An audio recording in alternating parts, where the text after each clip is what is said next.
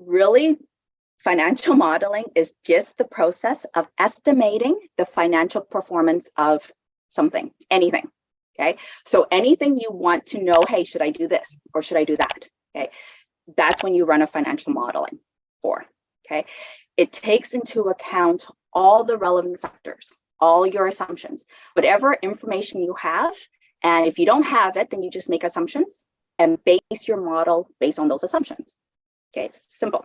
Okay, now when I was actually putting my thoughts down and trying to explain financial modeling, I was like, well, wait a minute, it's just an analysis. It's just your due diligence. It's a fancy word for just make sure you run your numbers.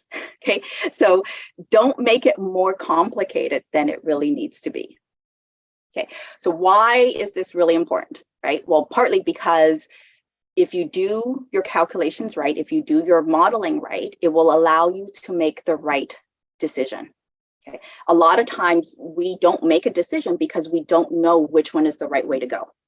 And being able to run your model, asking the right questions, and then doing the calculations to get an answer will help you make the right decision.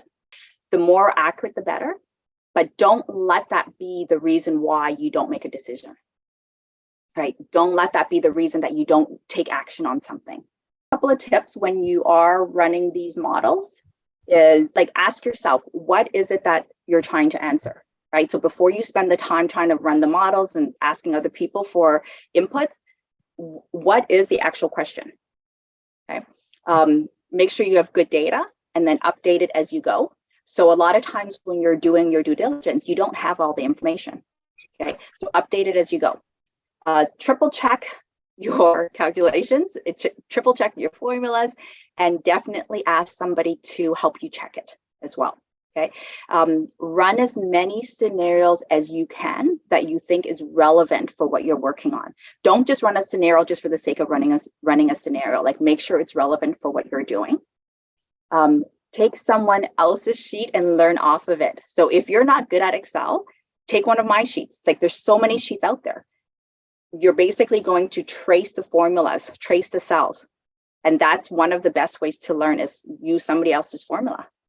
Okay, so there's so many sheets out there.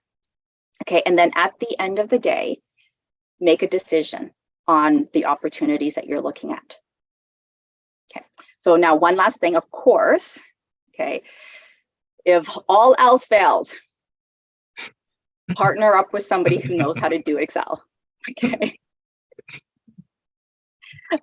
All right. And of course, one last suggestion is don't let financial modeling be something that holds you back. Okay.